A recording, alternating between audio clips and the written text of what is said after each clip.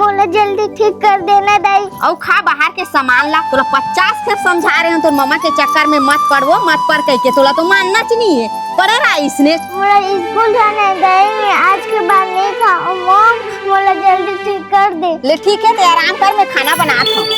चल भाची। हाँ मामा।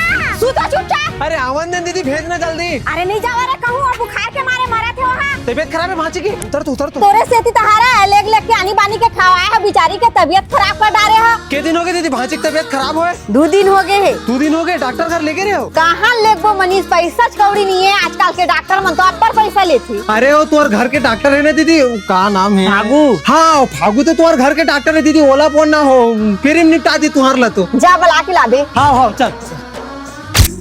हड़बड़ाए कोई बात नहीं है दीदी, दवाई गोली दे दे हो, एला ना खट्टा बस धन खवा दे। हाँ कितना हुई डॉक्टर? ले ना दीदी, एक घर के तो आरन जेन बनत तेन दे दे। हाँ ले लावा था डॉक्टर।